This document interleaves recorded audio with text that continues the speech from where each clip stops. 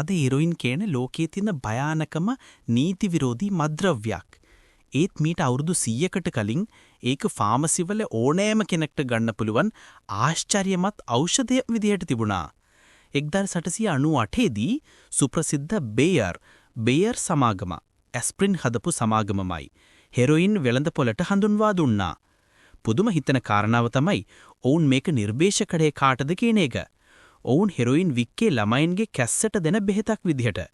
ඒ කාලේ ක්ෂය රෝගය සහ නියුමෝනියාව බහුලව තිබුණු නිසා කැස්ස නවත්තන්න හෙරොයින් ගොඩක් සාර්ථක වුණා. දරුවන් මේක බිව්වම කැස්ස නවතිලා සුවනින්දක් ලැබුණා. දෙමාපියෝ හිතුවා මේක හරිම හොඳයි කියලා. බේයර් සමාගම මේක ප්‍රචාරණය කළේ ඇබ්බැහි නොවන non-addictive morphine ආදේශකයක් විදිහට. ඒත් අවුරුදු කීපයක් යද්දී වෛද්‍යවරුන්ට තේරුණා මේක බීපු රෝගීන් පොඩි දරුවෝ පවා මේකට තදින්ම ඇබ්බැහි වෙන්නෝ කියලා.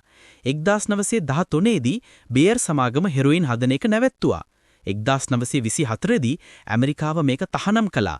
අද අපි දකින විද්‍යාත්මක සොයාගැනීම් වුණත් අනාගතයේදී වැරදි බව ඔප්පු වෙන්න පුරුවන් කියන එකට මේක පාඩමක්.